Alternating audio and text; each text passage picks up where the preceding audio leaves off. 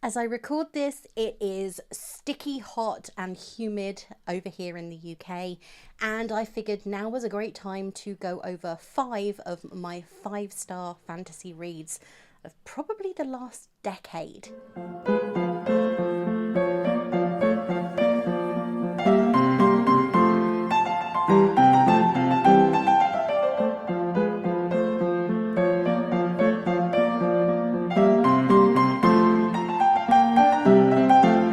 Hey everyone, it's Ray, and welcome yet again to my little bookish corner of the world where I talk about all things book and book related.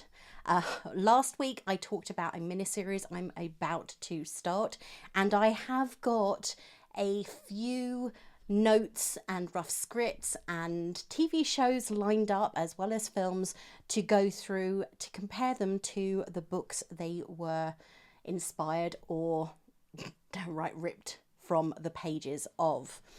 Today I'm going to be talking about my five of my favourite 5-star fantasy reads.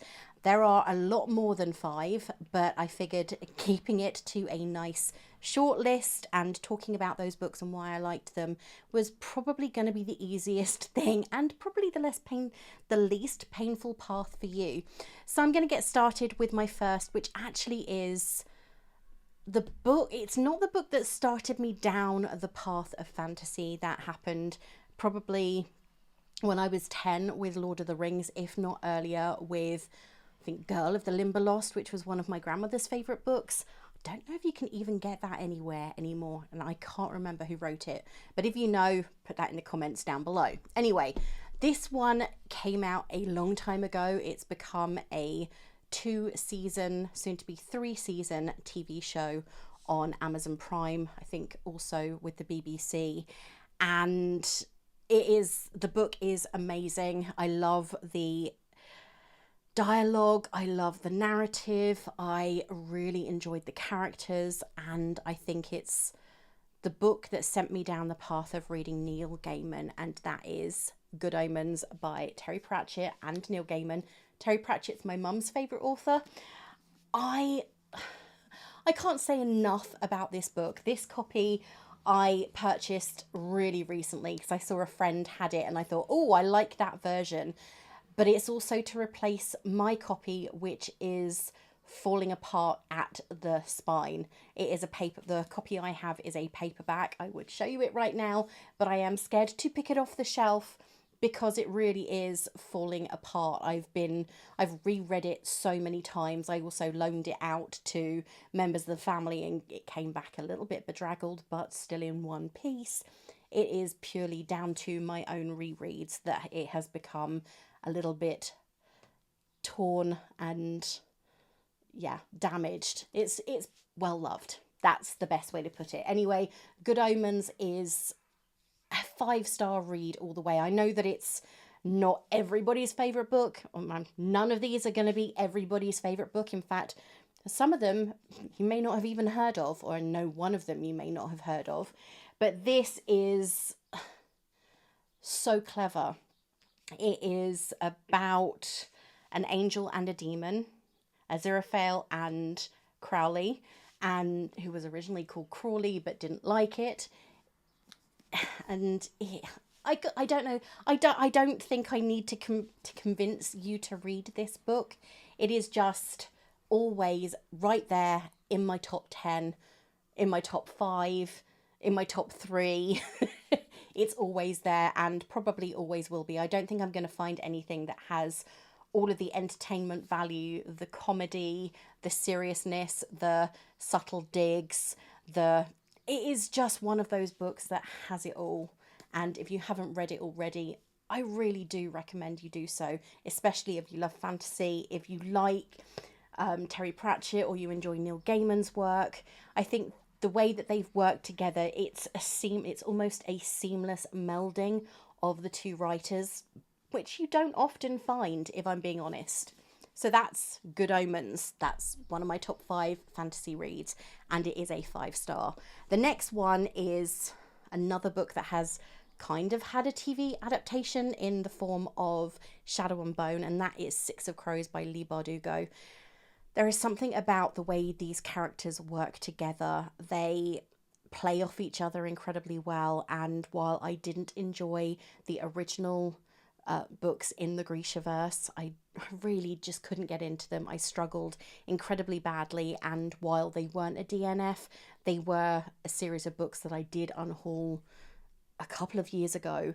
Six of Crows is one of those stories that introduces you to a group of people that you can't help but root for, even though they are, I'd say they are grey. They aren't good, they aren't bad. They are motivated by their own, to be fair, selfish desires and wants and needs, but at the same time they aren't out there to purposely damage anybody else. They know exactly what they're going after, and they aren't, the people they're hurting aren't people that have done anything really nice to the world. So I definitely say, even if you didn't really warm to the first three books, so Shadow and Bone, Siege and Storm, and Ruin and Rising, Six of Crows, and hopefully the sequel, Crooked Kingdom, which I have still got on my TBR and haven't quite got to yet. It's definitely worth a read, and these characters were probably the only ones. Kaz Brekker was my favourite character in the TV version, and I think that had they not intertwined those two stories in Shadow and Bone on Netflix, I would not have watched the second season at all, because Alina just irritated the heck out of me. But Kaz Brekker and Inej, loved them both. Next one is one I don't know how many people have heard of. It is a self-published series, and the last part was released last month. I'm looking at my bookcase, the to-be-read bookcase. The last book, The Rogue Rider, was released last month, and that is The Rider's Quest by Kerry Law. This is the first in her Spark series. It was originally a trilogy, and it is all about Amy Wood, whose ambition is to become, in fact, this is the second book, The Rider's Quest. The first book is called The Sky Riders. I obviously picked the wrong one off my shelf. They look very similar. But this is about Amy Wood, and she is someone who desperately wants to fit in, to find her people. She previously lived with her aunt and uncle, and when they sadly pass away through an illness that is running rife in the town that she lives in, she decides that she is going to go and prove herself and find her place as a sky rider. Only women can become the sky riders. They live on a remote mountain, and the first test to become one of this group of warriors is to actually climb this mountain and survive, which apparently a lot of people are not capable of doing. Amy is incredibly driven. She is determined to find something that is better than the torment and brutal bullying that she experiences in the town, because she is different. She has vitiligo, and she is perceived as diseased and different by the people living in the town. They don't want anything to do with her. They treat her as though she is a leper. And in finding her people in the first book, this is, as I said, the second, in finding her people in the first book, she discovers that she still has to battle with people who are resenting the fact that she is as strong as they are. So that is Sky Riders, The Rider's Quest, both in the Spark series by Kerry Law, and I seriously would recommend it. This is, they've changed, the covers have completely changed now. However, this is printed by Amazon, and they are self-published. And it was a 5-star read. I read the first book as part of a book tour, and then went out and bought the others as they were released, because I enjoyed Amy's story and I found it was incredibly well written. So if you're looking for something and you're somebody who enjoyed Fourth Wing and Iron Flame, or even if you didn't and you like a dragon based story, I would 100% say pick up Sky Riders and The Rider's Quest and the rest of the Spark series. and you won't be disappointed. It is very well done, and I am honestly surprised it hasn't been picked up by a mainstream publisher. The next book, as this is a fantasy countdown, it's a fantasy list of my 5-star reads of the last few years. That is Godkiller by Hannah Kaner. This is the first in a series, with the second one being Sunbringer, and I believe the third one's going to be called Oathbringer. This was released in February 2023, and it is the story of Kissen, who is a god killer, as the title portrays. And this is a stunning cover, by the way. I haven't got the special edition of this one, which I'm very disappointed I missed out on. But it is the story of Kissen, who is a god killer in Midran, and she is trying to prevent the rising up of powerful gods that will destroy their way of life, and she picks up some friends along the way. This is a found family story more than anything else. In fact, I think Six of Crows and the Sparks trilogy or Sparks series are also found family, and I think that's what's important with these stories, is you've got a group of people who seemingly have very little in common, and they come together with that specific goal in mind. And this was the first story in the series. I really enjoyed it. I've kept my eye out, and I am keeping my eye out for the third and final book in the series, and I cannot wait for it. I just loved the characters. I found they were dynamic, strong, unique, and that's what sold them to me. So that is Godkiller by Hannah Kaner, and Sunbringer, which is the sequel, is equally as good.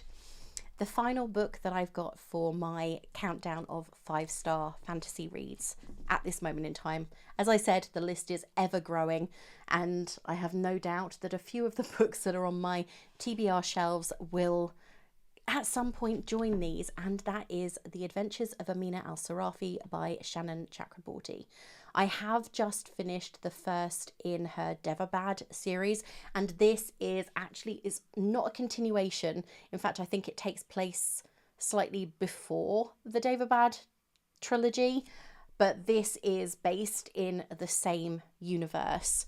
And it is about Amina Al-Sarafi, who is a female pirate who is sent on a mission to protect her family more than anything else when someone is kidnapped. A young girl is kidnapped from her home. I'm not going to spoil the story, but there is a massive twist in there that involves this young girl. But Amina is essentially blackmailed into going to find this girl and the treasure that she is seeking by this rather unscrupulous businesswoman, who then threatens the daughter, Amina Al-Sarafi's daughter's life. And it's about the crew that she gathers together. It also delves into her past. And I know that this is going to be another series, and I am eagerly awaiting the next book, but nothing has yet been announced. So if anybody has any word on when the sequel to this will come out, I am very, very eager to learn about it. But that is the 5th of my 5-star reviews. I love the whole pirate world, and I am in the process of reading the Trisha Levenseller series, Daughter of the Pirate King, Daughter of the Siren Queen, and the third one, which is, I can't even remember the title, but it is on pre-order and is arriving in July in paperback to match the rest of my series, because I'm one of those people that if I have a series in paper, I start a series in paperback because I come to it late, I have to then wait for the paperback version of the final book or the next book in the series, which means I do wait some time, especially when it comes to books like the Marlowe Murder Club, because it takes 6 months to a year for the paperback version to come out. But I cannot have my shelves looking imbalanced. So yeah, that is The Adventures of Amina Al-Sarafi, and I am greatly looking forward to meeting her again in the next book. But for now, that is it. Did you rate any of these 5 stars? Have you heard of all of these? Have you read all of these? If you've read the Sparks series by Kerry Law, I would absolutely love to talk to you about it. It is, for me, it's one of my favourites. It's actually rated higher, in my personal view, than Fourth Wing. And that is nothing against Fourth Wing. I've got both the books on my shelf somewhere around here, and I enjoyed them. But there is something about the characters, especially about Amy in the Sparks series, that I find not necessarily more relatable, but far more human. She is certainly not like other girls, if that makes sense. Yes, she has got a visible disability, and we know that Violet also has one, but she is determined to fit in. She doesn't want to stand out. And while we know that obviously Violet has her two dragons and she has her multiple powers, and she is the daughter of the the head of the school, so she is automatically going to find out to stand out. Amy wants to fit in. She wants to find a family because she's never really had one, and I enjoy that about it. So if you've read these or you haven't and you'd like to pick them up, I will post links to Kerry's social media and her website, which will detail far more information than I can give you about the books, though I have read them. And yeah, that's it for now. So until next time, bye.